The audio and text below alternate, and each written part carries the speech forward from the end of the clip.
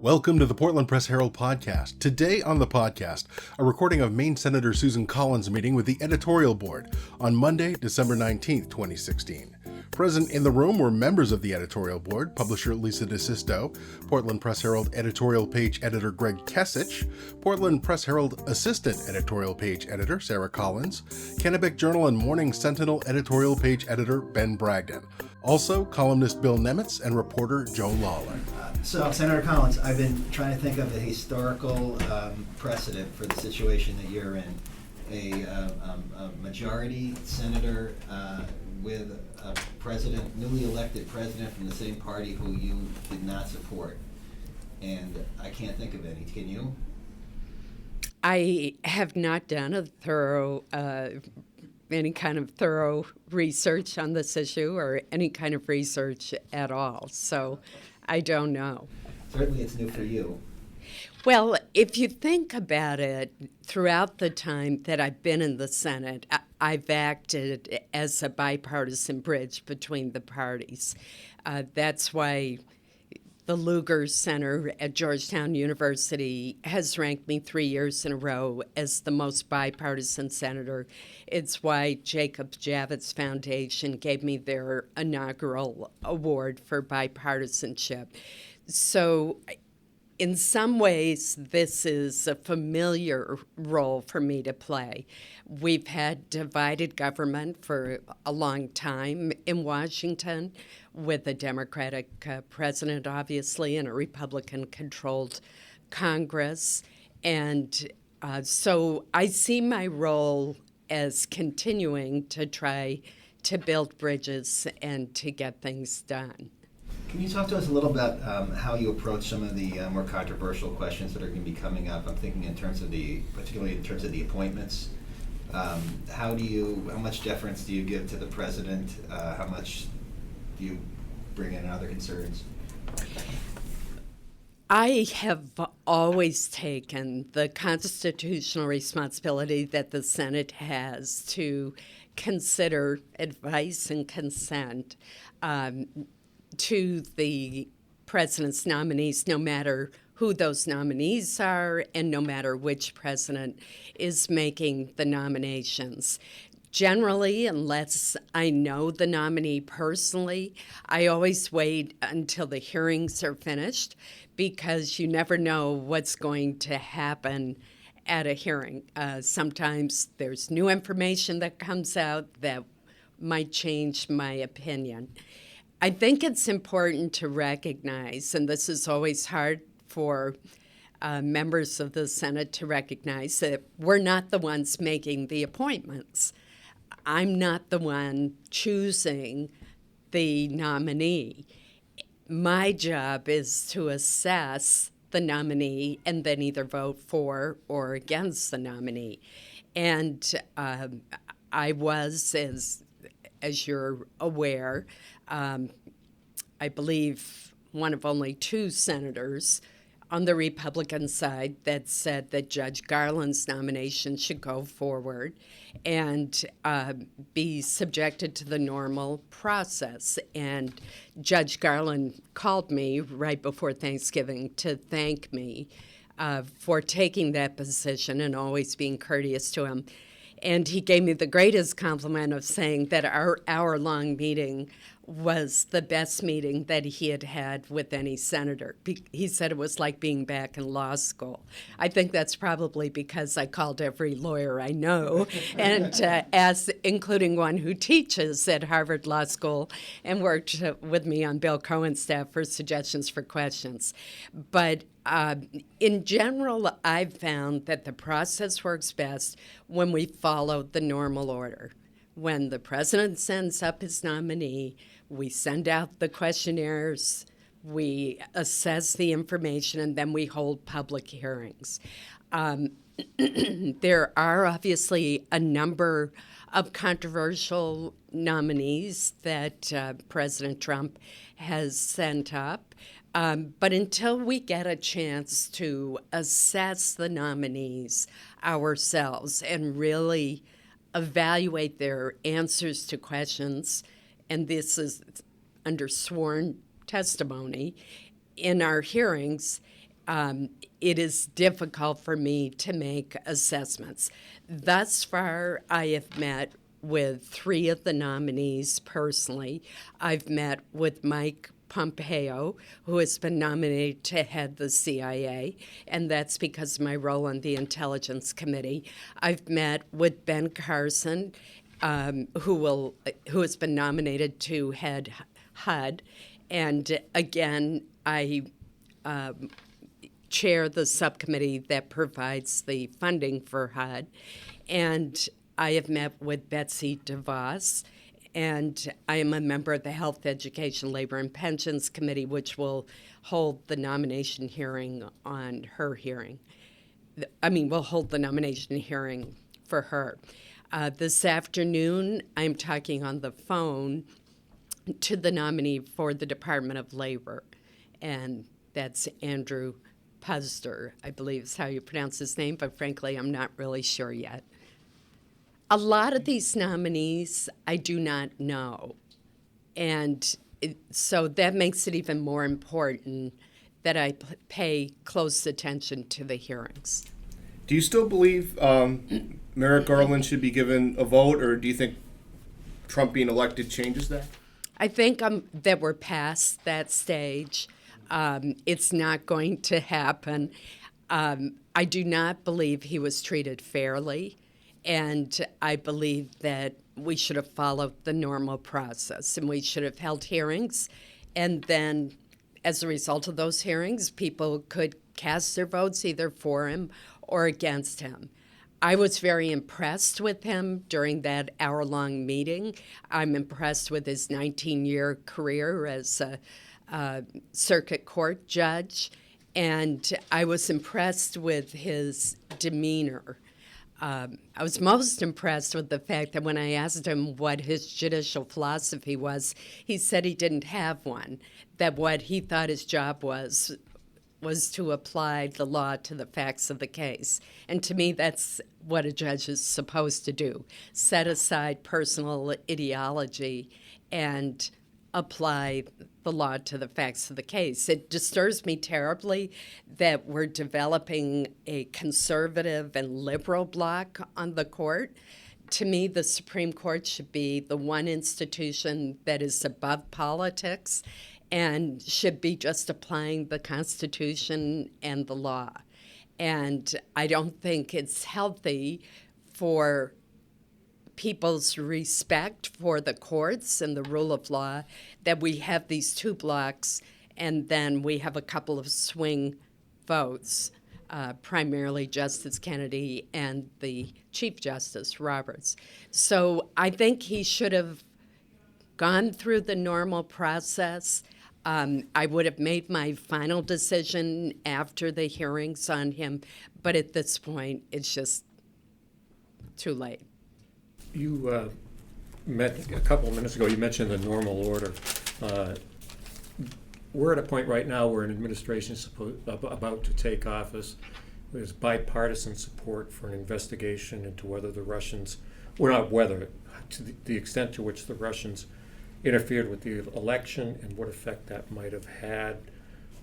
I could go on, but what are your thoughts about what you refer to as the normal order going forward? Is there going to be a normal order? Are you concerned that, as many people are, that we're embarking on very uncharted ground here with the way this president is going to proceed with his administration?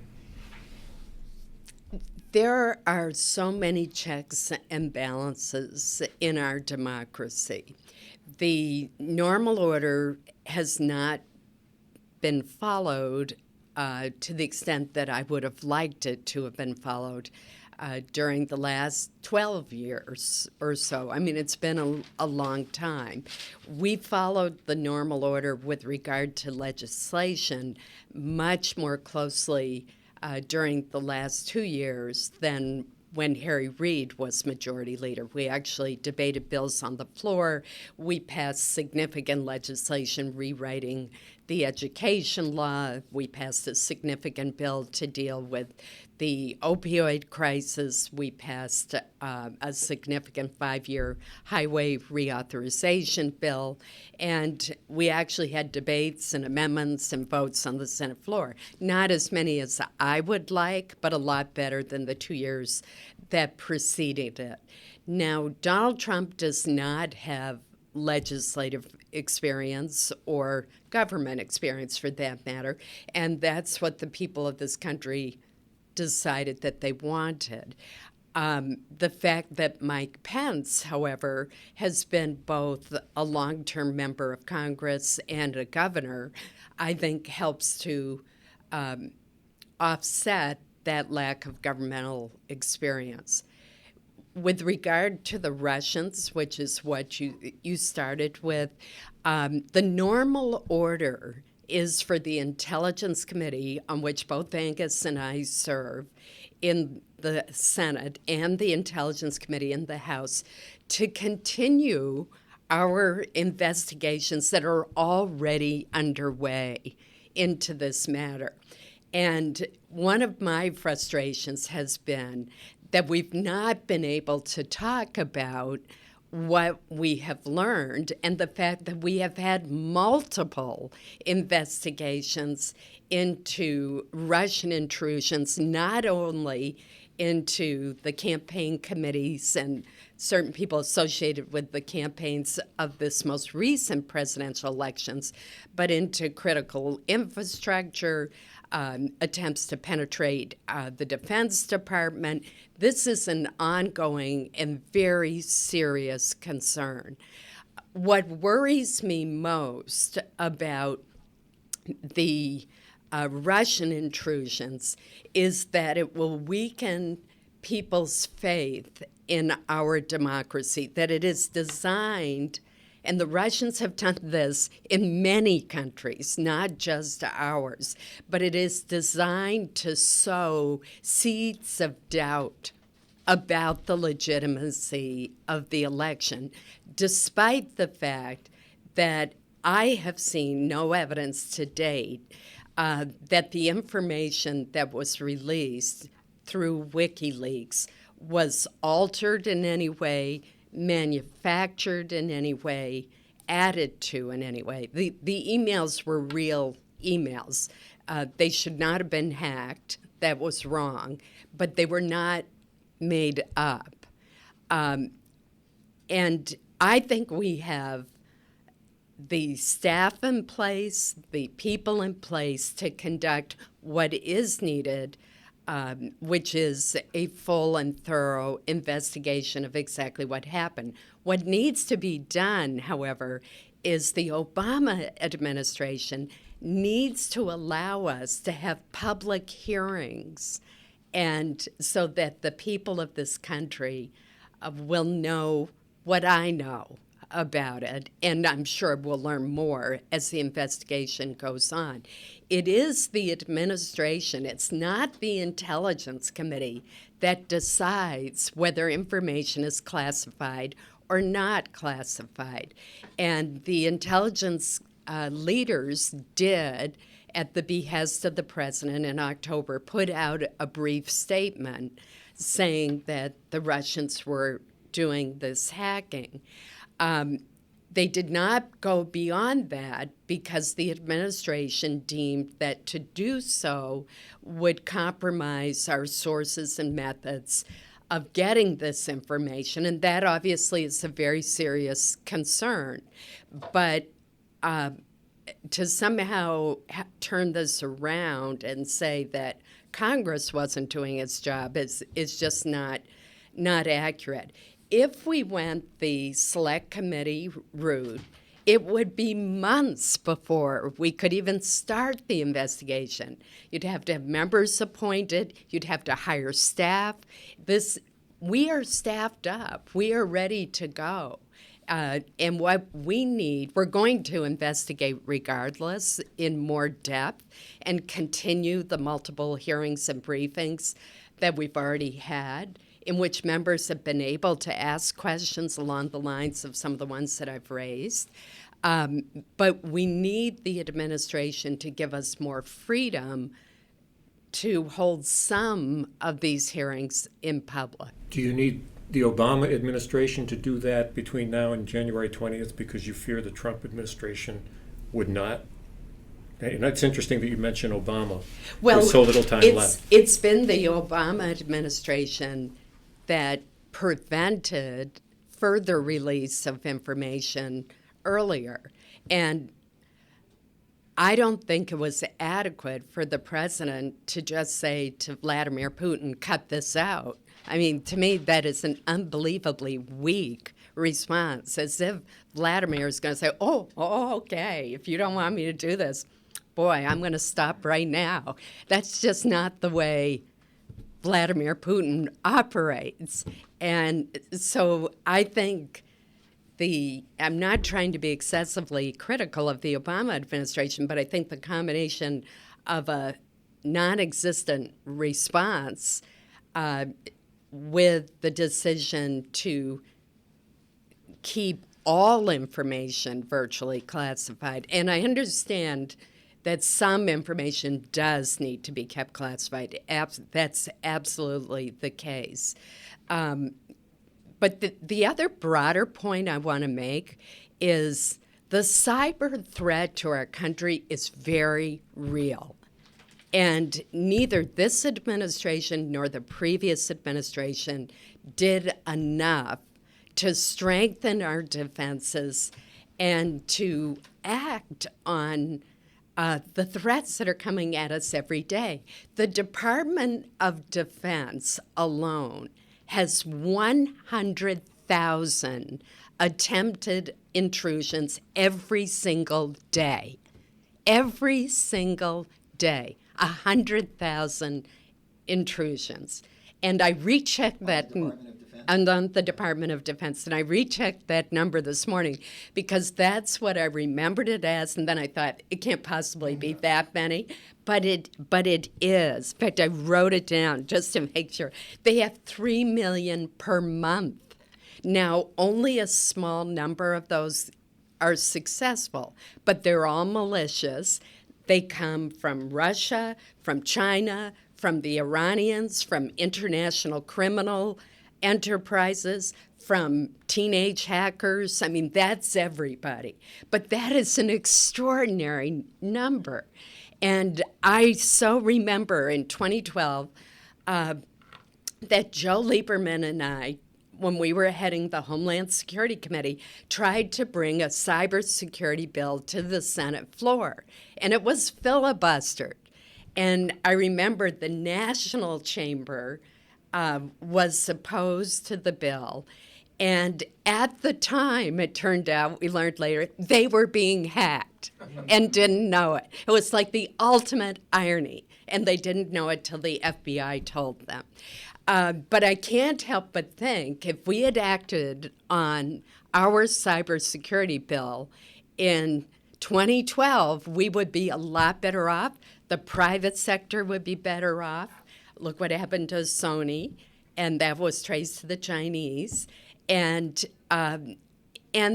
most of all, I am really worried about an attack on our critical infrastructure.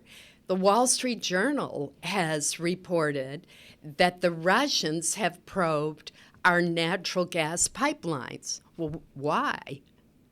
And think if a cyber attack on a day like today shut down the electric grid on the East Coast. And the capabilities are there. The Russians are extraordinarily capable, but so are the Chinese, and so are the Iranians. What would an appropriate response be to meddling in the election?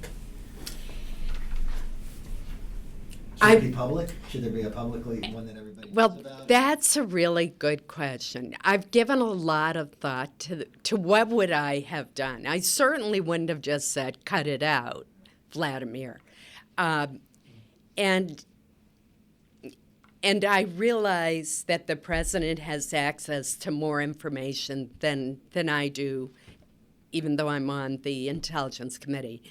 But there are numerous public reports that Putin has a lot of money hidden away in offshore accounts.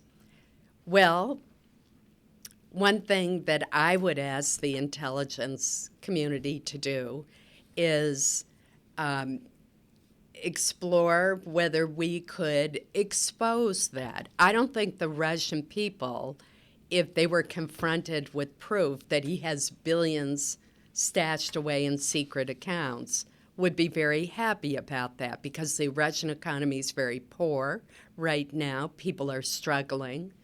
And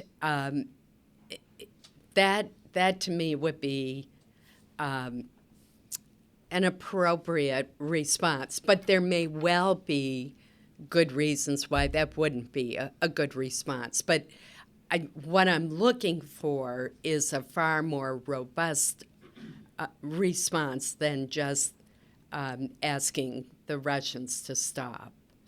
And I'm not sure what the right response would be. Given all you just said about Russian intentions and capabilities, are you concerned at all that the president-elect has said that he doesn't believe the Russian hack happened, and that he wants to tighten relations with Russia, that his cabinet officials have connections with Russia? I am concerned that Donald Trump has said that he does not believe that it has been shown that the Russians are behind the intrusions into the political campaigns. By the way, this is not the first political campaign where there have been foreign intrusions. And that's why I think our investigation ought to be broader. This is an ongoing problem, and it's a long-standing problem. But yes, I am. Now, I read today that he's going to get briefed by the FBI. And to be fair, there were conflicting assessments from the intelligence community about the motives of the Russians. And when you go through these briefings, they give you assessments in which they say there is a strong likelihood, or we have moderate confidence, or we have low confidence. So there are different levels of assuredness when you're being given a briefing. And there was not, there has been much more certainty about that conclusion, or I should more appropriately say there's a higher level of confidence in that conclusion in recent weeks than there was early on. If I could just ask about Rex Tillerson, Secretary of State, nominee. You know, there's been a lot of criticism of his of Exxon's business ties to Russia, and that there would be a conflict, an inherent conflict with that. What do you think about that? Well, first let me say that I don't know Mr. Tillerson at all. If you'd asked me a month ago who was the head of ExxonMobil, I would have had no idea. And so I've never met him, don't know him, know very little about him. He has been strongly recommended by Bob Gates and Condi Rice, both of whom I respect. And I think the question for him at his nomination hearings is, does he understand that he's now the representative of the United States of America, and whatever his past dealings with Russia as the head of ExxonMobil, where he was doing the job he was assigned to do then, are irrelevant, that they're no longer, they can no longer be a factor as he represents the United States. So that's a hearing that I'm going to be watching with great interest and very closely. But I will say on the positive side, he certainly has experience managing a very large organization, ExxonMobil's way bigger than our State Department, and I think that managerial experience, particularly with the State Department, does count, and the endorsements by two people whom I respect a great deal, Bob Gates and Condi Rice, also matter. But that's one where I'm definitely not making up my mind until I see how he handles what I'm sure will be very extensive questioning about his attitude towards Russia and his approach, but most of all, whether he understands that it's a new role. It's a new role. You know, I can't help but think back to the 2008 campaign, and I believe it was in a debate where the question was posed to Mitt Romney and Barack Obama on who is the greatest adversary that the United States faces. And Mitt Romney said Russia and was mocked for it by Barack Obama, criticized by all the commentators, and he was right. Mm-hmm. So Russia's our greatest adversary? Well, look at the aggressiveness of Russia. We also face, obviously, a threat from Islamic terror groups, no doubt about that, extremist Islamic terrorist groups, which have proliferated and range from Boko Haram to ISIS and Al-Qaeda. We tend almost to forget Al-Qaeda nowadays, which is so telling given that they were responsible for the deaths of 3,000 people in this country. And so that is, I would also put that up there. But look how aggressive the Russians have been, not only in annexing Crimea, but talk about interfering with elections in the Ukraine, and then Syria. What has gone on there. And so they have become increasingly brazen and aggressive. And our sanctions are pretty puny when it comes to the Russians. Have you met Trump? I'm sorry. Have you met Trump since he was elected? I have not met him since he was elected. I met him once prior to his election. Like during the campaign, you mean? He came to speak to the Senate Republican caucus, and we went down to the National Senate Republican Campaign Committee headquarters for lunch one day with him. And I made an agenda suggestion to him that he focus on biomedical research and make that part of his platform. And he didn't tweet about it. Just one more little thing. Do you plan to meet him before he's inaugurated? Are there any plans for that or no? That's really up to him. I'm certainly open to meeting with him and would welcome a meeting with him, but that's really his call, and I think he's pretty busy right now getting his cabinet in place. Sorry, Greg. No, it's okay. I know you're limited time, and I want to get to healthcare. It sounds like there's a healthcare bill coming together. Wait a minute, don't I get to my list of accomplishments and goals? This is so unfair. We'll give you time at the end for the accomplishments and goals. What I'm reading is it looks a lot like the healthcare bill, the Obamacare repeal bill that came through last year that you voted against, that included defunding Planned Parenthood. And I'm wondering if that's what you're expecting to see again, and how, if you would feel differently about it this time. We don't know what we're going to see. It looks like it's going to be a two-part process where a budget resolution will be approved with budget reconciliation instructions. And it's the budget reconciliation instructions that are it's the part two that is the significant part, where decisions on Obamacare, on the Affordable Care Act, would be made, and Planned Parenthood would be made if those two are linked, and I don't think they should be linked, but if they are linked, that's when it would happen. I have First, let me say I voted against the Affordable Care Act. I think it was very unfortunate that it was a partisan exercise, and I think if good ideas from both sides had been brought in, that we would have ended up with a better law.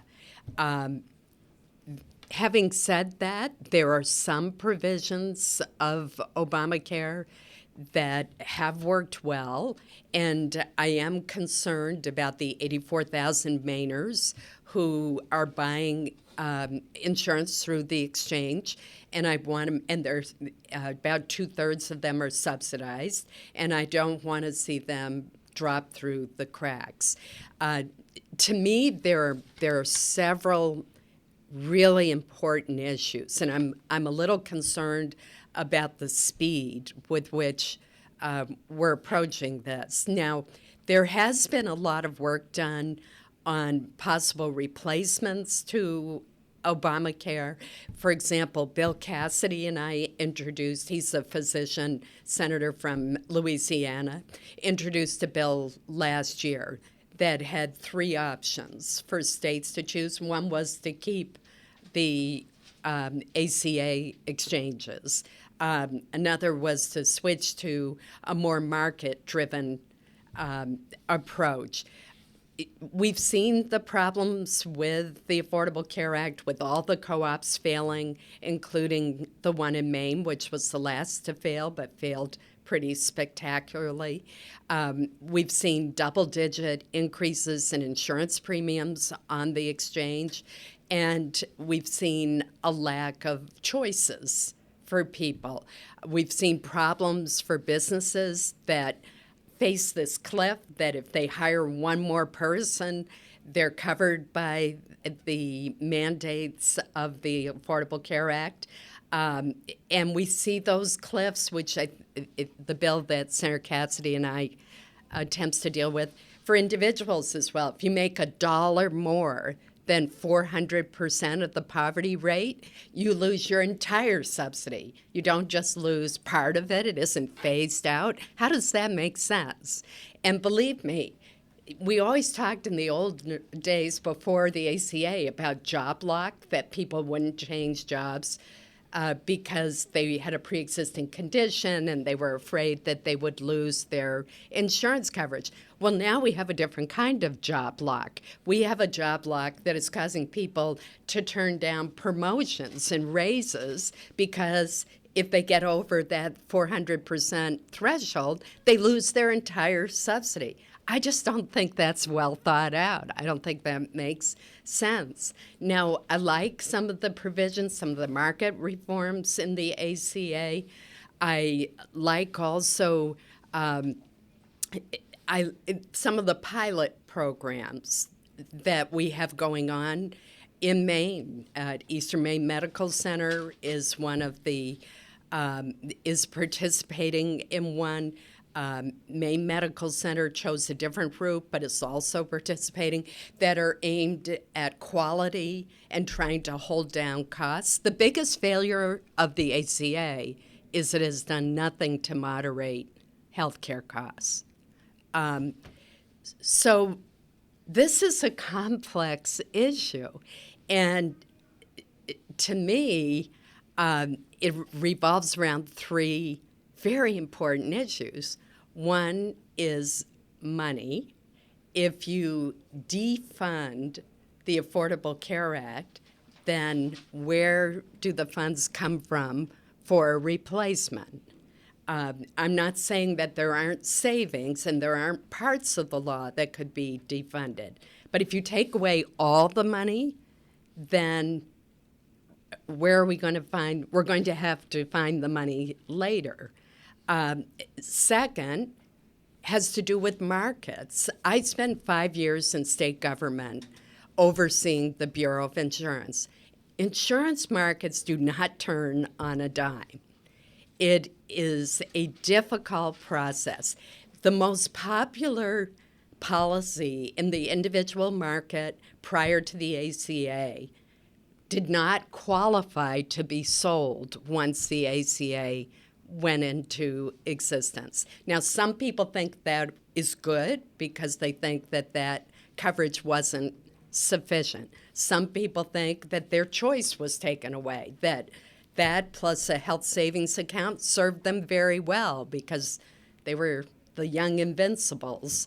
And so the idea that insurance markets can overnight adjust to the repeal of a major healthcare law and the replacement of a major healthcare law concerns me. And related to that timing issue is if we in Congress wait until the end of the 2 to 3 year transition period that's being talked about to then come up with a replacement, that's just not going to work because the insurance markets aren't going to have had time to adjust. And then the third issue that I'm concerned, so money markets and people, the issue I mentioned before, what are we going to do about people who now have insurance, whether it's in states that decided to expand Medicaid, which Maine did not, but are we going to take the money away from those states that was promised? And then what happens to those people? Are we going to go back to the formula where it's the traditional Medicaid formula, which in Maine is about 2/3 federal, 1/3 state? What happens to the individual market, those people buying on the exchanges, those 84,000 people? What happens to the small business market? Do you consider So- the Medicaid expansion in the states that did it to be in the category of things in Obamacare that worked or the things that didn't work? That is a decision that is made by individual states, and I'm always reluctant to comment on state issues, but let me say this. But from the federal perspective. Right. Yeah. In some states, I think where, for example, Ohio negotiated a plan with Secretary Burwell, and I think they've come up with a good approach. It's much more private sector oriented than states that just expanded Medicaid in the traditional way. So there are a lot of different models out there, and I like some of the models better than others, and Ohio is a model that I think has worked well. And I am concerned, they did negotiate this plan. They're happy with it. It was negotiated by a Republican governor, John Kasich. And now are we going to say that the money that helped fund that plan is going to be gone? There are a lot of questions. So it's interesting you say that about the 84,000 with marketplace insurance, and so every Republican replacement plan I've seen has talked about eliminating the subsidies that go up to 400% of the federal poverty level. So, unless there's plans that I haven't seen, but are you saying that those subsidies should be retained for any replacement plan? Or? You haven't seen the Cassidy Collins plan, Okay. clearly. And what you could do, and what we did, and what I always thought should have been the approach, is to do a refundable tax credit. So in other words, if you're such a low-income family that you don't pay income tax, you get a refund nonetheless. So it's sort of like, although I hate to use this example because although it's a valuable program, it has a lot of fraud in it. The earned income credit is a refundable tax credit. So you could use tax credits for individuals and have it on a sliding scale. And that is a form of subsidy. But the difference is that you would allow that family or that individual to use that to buy the policy that meets their needs in the private market, as opposed to the very heavily regulated policies on the exchange. Would they get that money in advance, or see what I mean? Because I've heard about that, but then Right. some people can't afford to buy something and then have it refunded Well, later. you'd have to work that out. I'm not saying that every detail is worked out in our plan, but obviously the goal is to not leave them uninsured. So maybe you do it based on last year's tax return is the basis. We had a lot of constituents contact our offices saying that they went over the threshold and they had to repay the subsidy, and they were mighty unhappy, I can tell you. So I think there was a real lack of clarity about how even the subsidies were going to work. Would your plan mandate coverage, or how do you feel about mandated coverage? Well, in general, I don't like the idea of mandates. I would rather incentivize people to get insurance by making it so attractive to them through the refundable tax credit, which can only be used for insurance, for buying insurance, that they would do it. In addition, if you look at who the uninsured were prior to the passage of the ACA, they tended to be either self-employed or they worked for small businesses. And small businesses want to provide health insurance to their employees because it helps them keep and attract and retain employees. If they don't provide it, it's because they can't afford it. So I would make it affordable for them. One thing you could do is if there are essentially buying groups, but you have to be the same kind of business. For example, the Maine Restaurant Association has a health insurance plan. Well, why couldn't they link up with the Maine lumber dealers and jointly pool their buying power? They'd get a better price plan because they'd be a larger risk pool. And so I like the idea of incentives I like the carrot rather than the stick. Have you had any accomplishments? Why, I'm so happy that you asked. The reason that I feel strongly about talking just briefly that I was successful in getting some accomplishments during the last Congress is all you hear is gridlock, hyperpartisanship, nothing's getting done. And certainly hyperpartisanship and gridlock are real problems. But the fact is that we've had some victories. And I mean the Congress as a whole, and I have as well. One of the accomplishments of which I'm most proud is increasing funding for biomedical research. This has been a passion of mine for a long time. I founded both the Diabetes Caucus back in 1997 as a brand new senator after meeting with families whose children had type 1 diabetes. And I'll never forget this 10-year-old boy. It was right in this very building, because we used to have our office on the first floor here, looking up at me and saying that he wished he could just take one day off from his diabetes. And it absolutely broke my heart. And I went back to Washington, discovered the House had a diabetes caucus, but the Senate didn't. And I formed one, and we've been able to triple funding for diabetes research. And we had a huge breakthrough in just the past few months when FDA approved the first artificial pancreas, is essentially what it is.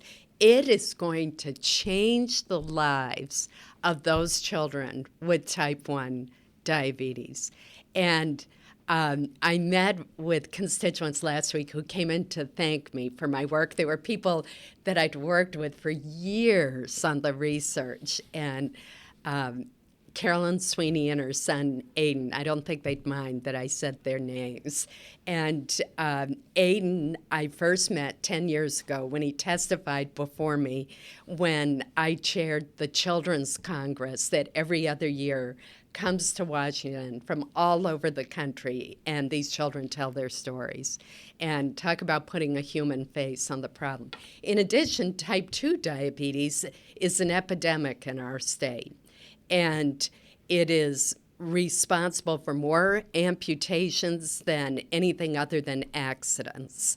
So I'm really happy with the role that I've played there, and we have a special diabetes program that I've been successful in renewing the last 2 years. In addition, my second real cause is getting funding for our nation's most costly disease, and that is Alzheimer's disease. Some 37,000 Mainers have Alzheimer's disease, 5.2 million Americans, and we spend $263 billion a year on caring for people with Alzheimer's disease. $153 billion comes from the Medicare and Medicaid programs. If the current trajectory continues, it's going to bankrupt those programs because our population is getting older and older, and the number one risk factor for Alzheimer's disease is age. Due to the efforts, I founded the Alzheimer's Caucus, and by the way, Hillary Clinton was my first co-chair. And I've always had a Democratic co-chair, and Mark Warner is my current co-chair. Jean Shaheen is my current co-chair of the Diabetes Caucus. And last year, we were successful in adding $2 billion for Alzheimer's research. And that will bring us, no, wait a minute. I got my statistic wrong there. Yes. No, I'm sorry. $2 billion is what the experts tell us should be spent every year in order to get the kind of breakthroughs that we need. And we got halfway there last year. But the $2 billion figure sticks in my brain because that is what the experts tell us needs to be spent.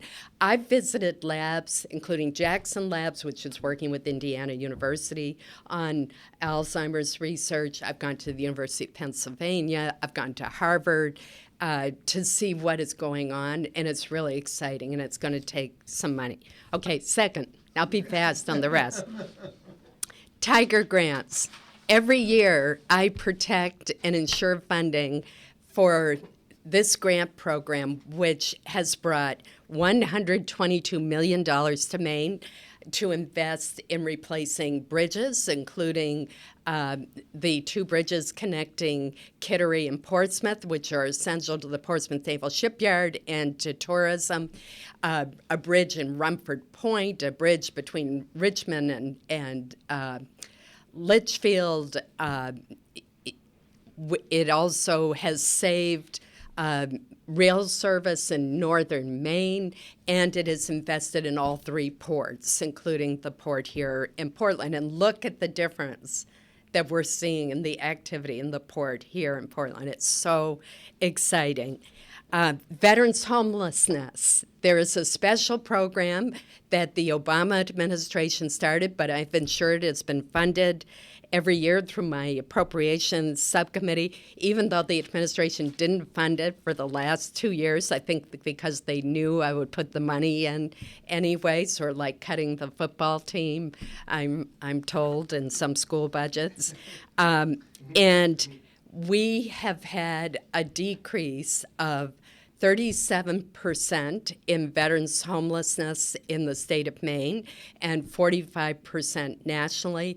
And as I talked to Adrienne Horn at the Veterans Bureau in Augusta, she says we're on track to end veterans homelessness. That's really exciting. Senior scams. This has been a real focus of mine on the Senate Aging Committee. Seniors lose $2.9 billion a year in scams.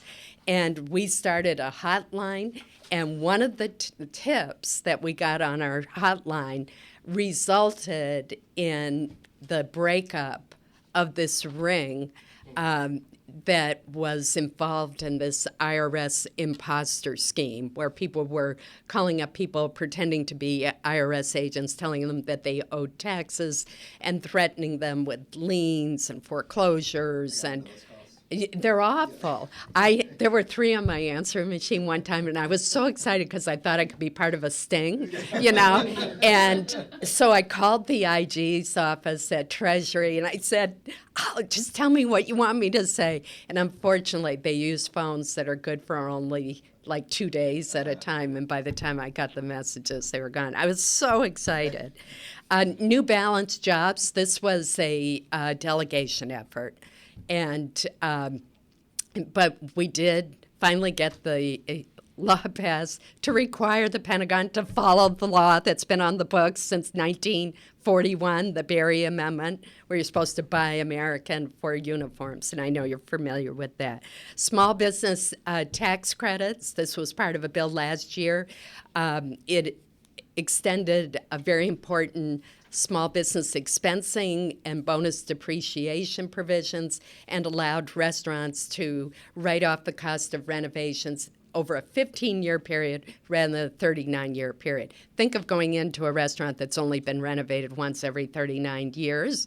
It's not really very practical. They managed to make it vintage. So that is another. $1 billion for a much-needed additional toward a much-needed additional destroyer that Bath Iron Works would build. This week, we will be releasing from the Aging Committee the results of our year-long investigation into the pricing of certain sole source monopoly prescription drugs. And the best example I can give you is a drug called Daraprim, which is used to treat a disease called toxoplasmosis. Thank you. I get the syllables mixed up in it. Daraprim, but I know the price of the drug. Daraprim overnight went from costing $13.25 per pill to $750 per pill. And that was the famous or infamous Martin Shkreli, who ran Turing Pharmaceuticals. That company did nothing to do the research or development on that drug. They did not invest a penny. They simply bought it once its patent had expired from the company that developed it and literally overnight increased the price by 5,000%. And this has created real hardship for patients, for hospitals, for healthcare providers, for insurers, for the Medicare and Medicaid program. It has enormous implications. And we've investigated 4 companies who followed this model of finding a sole source drug with no generic competitor, buying it up, and it's the gold standard treatment, so there aren't other alternatives, and then jacking up the price overnight or over a brief period of time. With Daraprim, it was literally overnight. And we'll be issuing our report on that. We have done the most in-depth look at this, considering that we're a very small committee in terms of our staff, and I'm proud of the report that we're going to be releasing. And it sounds like I can read body language, so I can tell like you don't want to hear more of my accomplishments. All right, so could I end? There are many more, but could I end with the way forward that I think it would allow the president, I've sort of come full circle to your first question, that would allow the president and Congress to work together and actually accomplish some good things for the American people. One, the president has already expressed interest in a major investment in our crumbling infrastructure. This would create good jobs, leave lasting assets in communities, and is far overdue. And Maine recently received from the Society of Engineers a C- for its infrastructure. That is not uncommon. That's like the average grade across the country. And this kind of investment is really needed, and it would make our country more productive, and those are good jobs. So that's an area where I think we could come together, and it would have a lot of advantages. Second, we should continue our work on biomedical research. One of the last bills that we passed was the Cures Act, and this is to really boost NIH funding over the next 10 years by $4.8 billion. It has the Cancer Moonshot, which was named after Joe Biden's son, Beau. And it also includes an exciting new initiative in regenerative medicine. This is using adult stem cells to do all sorts of amazing things, including potentially restoring sight of people who have macular degeneration. And I've met one of those individuals who went through a clinical trial, and it worked for him. And ironically, although he lives in Tennessee now, he's from Presque Isle, Maine. I mean, it was just so random. And so that's another area. Tax reform. Everyone agrees that we really need to reform our tax code. The three goals ought to be that it be simpler, fairer, pro-growth. And I realize that that's easier said than done, but that's a big issue that we could tackle that would make a difference. And finally, my final new agenda for America, as I called it, is to take a new approach to poverty.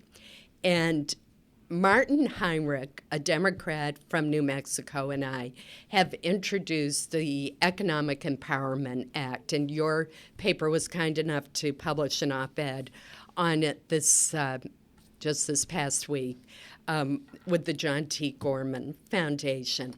And what we have found as we've talked to people who are trapped in this cycle of intergenerational poverty, as well as talking to people who are trying to help them, is our programs are so siloed and they don't focus on the family. There may be Head Start for the child, there may be a job training program or the WIC program for the mother, or father, not WIC is for the mother, obviously, but there's not a look at what does this family need. So I was talking with the Community Action Program in Aroostook County, and I said, they were telling me they're very interested in this. So they were going to do a pilot program. They said, we figured out how to do this because they run a lot of the anti-poverty programs. People come to them for low-income heating assistance all the time, the LAHEAP program. And they said, that's our entryway.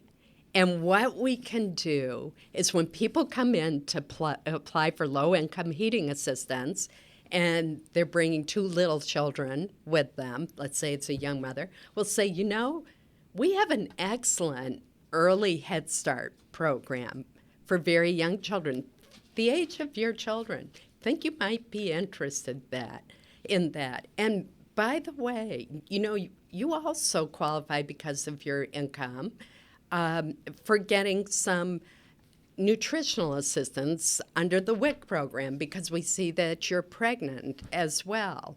And, you know, try to figure out what are the barriers? How can we help people get out of that cycle of poverty? Now, here's the really bad news. So I was all excited that my home county of Aroostook is going to pioneer the two-generation poverty program, which is what we call it.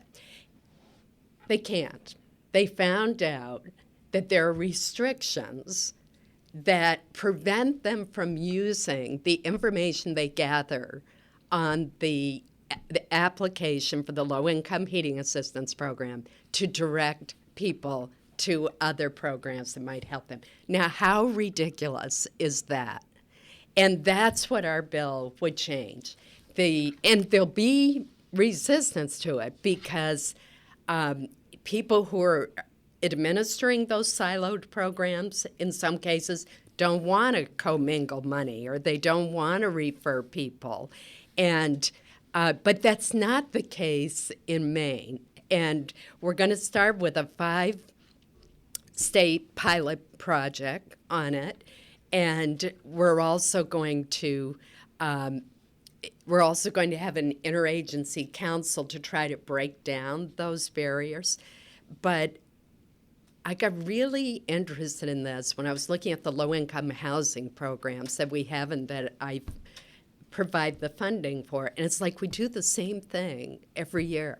We don't look at it, is there a better way? And most disturbing to me is a child's chances of success in life and breaking out of poverty are determined by their zip code.